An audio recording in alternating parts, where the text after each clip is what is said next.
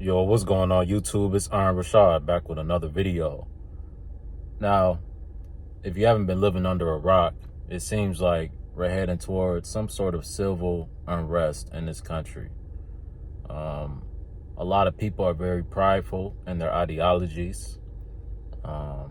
You got people like myself who I stand for what I stand for, that being, righteousness and biblical teachings. And you got some people, they stand for what they believe in. They believe they should be free to do whatever they want and shouldn't have to deal with judgment for it.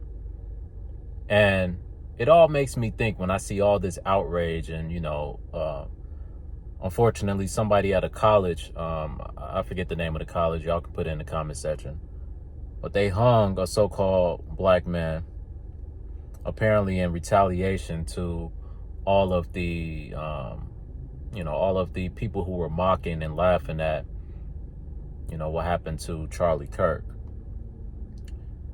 And what this all reminds me of, what's going on, is in the Bible, John chapter 8. They bring a woman to Yahushua, also known as Jesus. They bring a woman to Yah, and they tell Yah that,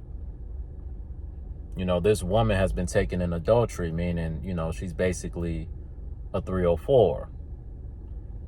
And they say Moses told us that if a woman is to be taken by adultery, she is to be stoned. What saith you? And Yah responds,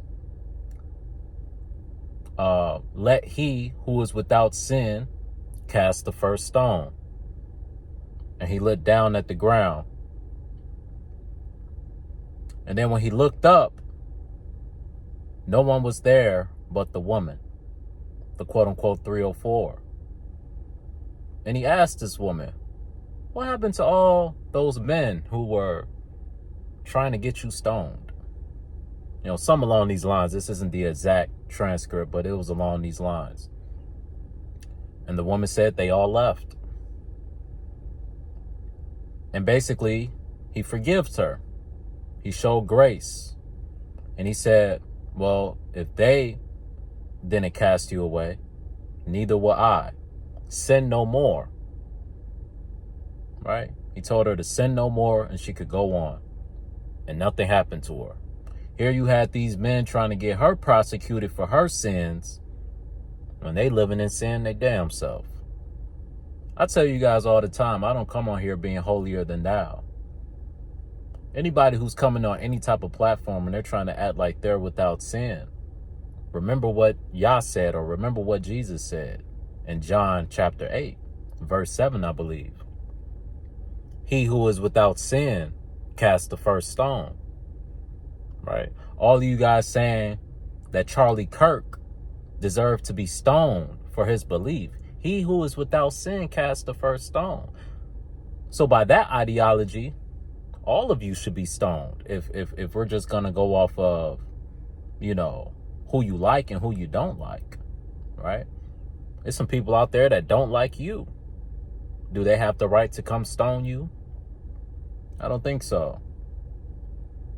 Just like how Yah, also known as Jesus, seen the hypocrisy of the people, I see the hypocrisy of the people. See, I'm an honest man. I'll sit here and look you in the camera and say, I'm a sinner, right? Who's probably going to sin again. Lord, forgive me. Lord, forgive me. Things I don't understand. Sometimes I need to be alone, right? I am a sinner, but I'm trying to do right. I'm trying to do better. I got certain flaws. I got certain shortcomings, right? I'm not without sin. So in the eyes of Yah, in the eyes of Jesus, none of us are really in any standing to really be judging anybody for real until we purify ourselves, right? But we do it anyway. We're human, right? And God works through different people. God sees something in different people, right? And maybe Yah knew the heart of that woman who was taken by adultery. It says the Most High knows your heart, right? I feel like My heart is in a good place despite my sins. That's what gives me the right to speak on these things, because I still have empathy and I still have a soul, and I see that's being lost. I see people are just mindlessly doing wrong and don't feel bad about it, are cold and heartless. Their hearts have been hardened. And I'm not that way. So that's why I speak so boldly about certain things, even though I myself am a sinner. Even though if you dig in my closet, you will find some skeletons. But don't we all got something hiding in the closet? Don't we all have something we're not proud of that we're trying to move past or we're trying to stop doing? See, I tell you, I'm a smoker. You know, I smoke, I drink from time to time. That's about it when it comes to vices. But that is a sin biblically, right? I'm not perfect. I'm not no saint. I ain't never come on here trying to be a saint. All I do is I come on here and I call a spade a spade. I call out what I feel is right and what I feel is wrong. I speak on certain problems. I think I have the right to do that. If I don't have the right to do that, who does, right? If y'all say I don't have the right to do that because I don't have my life together and I live with my parents and all these things, see, you guys are still in the worker's mentality. You judge somebody based off of their material values and not the their character, right? You don't judge somebody by their character because let me tell you like this. I know some people with money and they got properties and they got resources, but they don't have a good heart, right? I have a better heart than them. I have a better spirit than them. So I'm a better person than them. But you guys, you would look at certain people as better people than somebody because of the things they have. And the things you have don't define you as a man, not to me. You can be a chump. You can be a buster. You can be a loser and have all type of money. I don't judge you based off of that. I judge you based off of your character. How do you treat the people you love, right? How do you go through adversity? Right? Do you keep the same energy when things are going good and when things are going bad? These are the qualities that I look for within a man, within a friend, within a woman, right? What is your heart like? You know? And all people are saying, man, we're not saying we're perfect. We're not saying we're without sin. I'm not saying I'm without sin. Once again, he who is without sin cast the first stone. Can none of y'all cast no stones on me, because I promise you, y'all done sinned before. Right? So I'm not going to let you guys try to invalidate what I'm saying because I may be a sinner or I may have flaws or I may do wrong. So do you, right? So do you. But I have a conscience about it. You can come to me and tell me something that I did was wrong, and I would be like, you know what? That was wrong. You know what? That was out of pocket. You know what? You're right. I do need to stop doing that. That's classless, right? That's low level. That's degen type behavior. You're correct. You can call out certain bad behavior. You can call out the fact that I smoke, and I'll be like, yeah, you're right. That's low level behavior. That's degen behavior. That's just something that I'm kind of addicted to, and it's a stress mechanism for me. It's an escape mechanism for me. I honestly tell you that. See, my issue is, and this is how, when it says the Most High knows his heart, see, I'm closer to God than a lot of you guys who are sober, because I can honestly say these things. A lot of y'all sit back and hide and try to act holier than thou when you're not. You don't apologize to people that you did wrong, right? You're harmful, you're hateful, but you think you're holier than thou because you don't smoke and you don't drink and you go to church every Sunday, right? Or you think you're better than somebody because of whatever. But my thing is, I know we all have our flaws, but I judge someone off of the heart, man. Off of the heart. Some things are just plain out evil, bro. Right? Even though I sin, I wouldn't say I'm just out here trying to do evil, just trying to harm somebody, just trying to put somebody in a bad way. That's just not how I move. A lot of people, unfortunately, do move like that. They move like snakes. They move like deceivers. And I just call out that behavior because I have no problem with somebody making a mistake, doing something wrong. Who am I to crucify you for doing something wrong when we've all done something wrong? I pay attention to how do you react to it. Do you take accountability? Do you say you're sorry? Right? Can you have a conversation about it? And a lot of you guys don't have that ability. One, you don't say sorry because you're too prideful. You think you know everything. You think you're not wrong about anything. Right? You think you are God when you're not. You're clearly not. Right? Most of you guys can't apologize. You can't take accountability for your wrongs. You always look to deflect and blame. You manipulate. You lie. And I just don't rock with that breed of people, bro. I'm a different breed of person, right? I'm not saying, like I said, I'm going to keep saying this, right? I'm not perfect. I never claim to be perfect. It's a lot of things God's still working on me. I still got a lot of work to do, a lot of things I need to cast away, a lot of spirits I need to cast away for the betterment of myself and my family, right? But one thing I can pride myself on never being is just a dark, hardened, evil person. Even when I do wrong, it's a motive to it, right? Even when I cut somebody off because they've been doing me wrong, I feel bad about it because I love that person. My love is real, right? I don't got that fake love where I can just cut somebody off and I don't feel nothing. You hear all these people, oh, you can cut me off tomorrow and I wouldn't care. That just shows you're heartless and you're soulless. Somebody cut me off and I was quote unquote close to them. That shit gonna hurt. I'm gonna mourn them for a little bit, right? Because I have a soul. I'm still present. I'm still alive. You dead people. You know, a friend can cut you off, or you can go through turmoil with your friend or with your girlfriend, and you don't give a damn. On to the next chick, on to this, on to that. That's why people never heal. They never take the time to sit down and reflect and mourn and go through it. You know, cry them angry tears at night, right? And go through it. A lot of people don't want to go through that. They're too prideful. Oh, I ain't gonna have no female got me crying and got me this. Now you out here dogging out all these females because of this one female, because you didn't want to heal from this female. Maybe if you would have healed from this female, you would have been dogging out all these other chicks. Maybe you would have moved past it and your heart would be in a better place because of the pain that chick put you through. But instead, you let that woman turn you into a demon. A lot of people are letting people that did them wrong turn them into demons, instead of learning from that experience and learning how you can be a better person because of it, a stronger person because of it, a wiser person because of it, right? That's all I'm about, man. The heart of people. I see the heart of people is lacking. It's not about if you're perfect or not.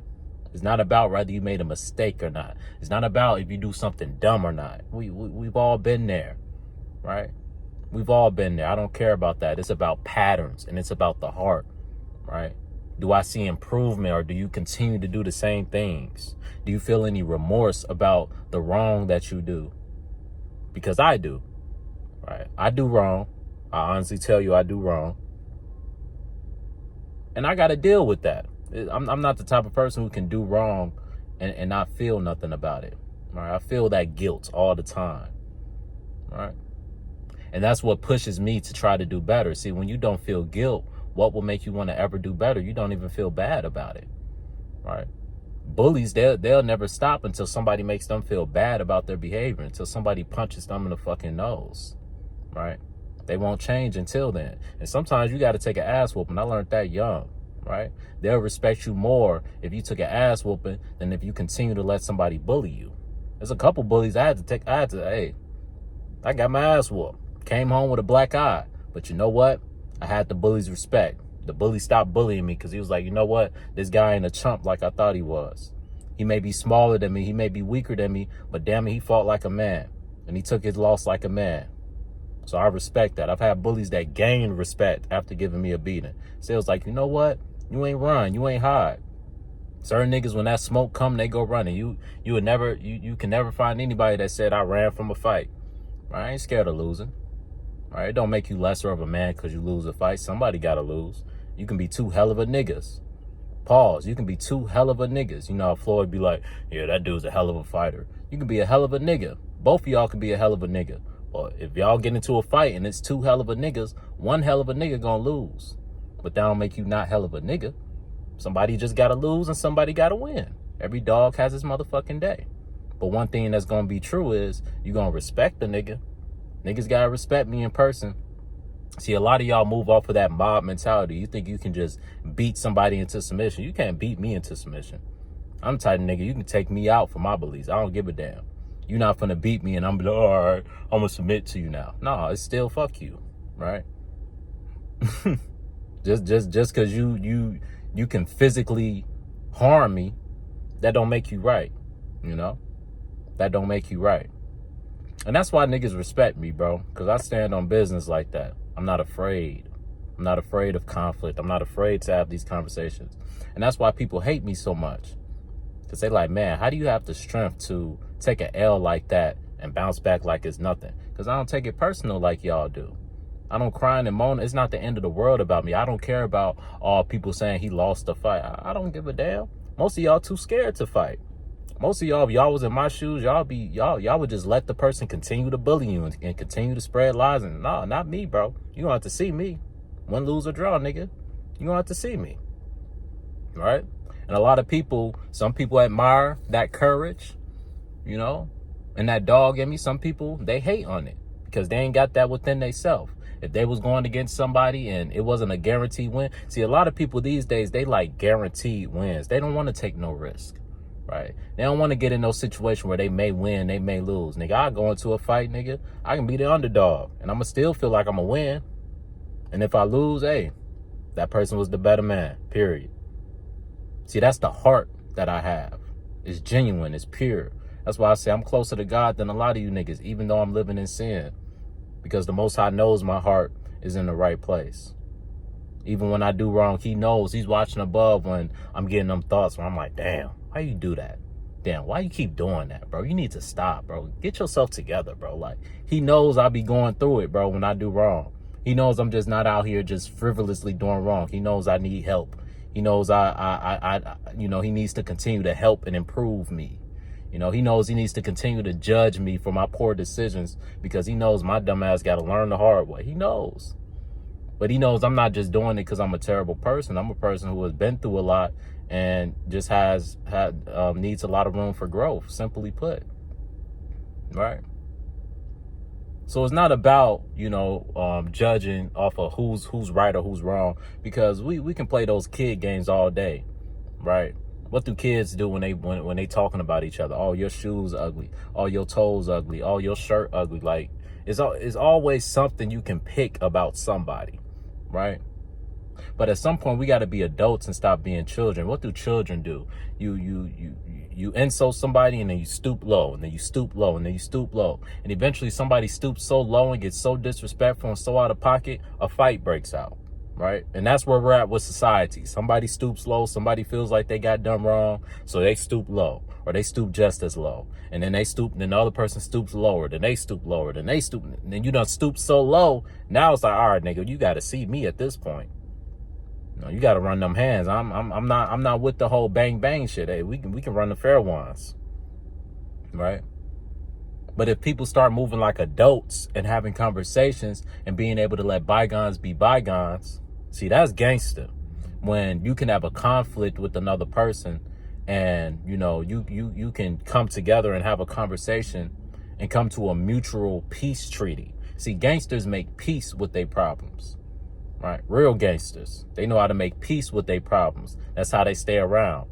The fake gangsters, they just emotional and they want to fight. And you live by the sword, you die by the sword. It's a time for war and this is time for peace. Sometimes you got to know when it's time to retreat. Sometimes you got to know when it's not worth fighting, because all fighting is going to lead to is more destruction. Sometimes you got to know when it's time to think and when it's time to fight. All right? That's all I'm trying to tell y'all. That's all I'm trying to explain. Maybe one day y'all grasp it, maybe not. But I'm out, man.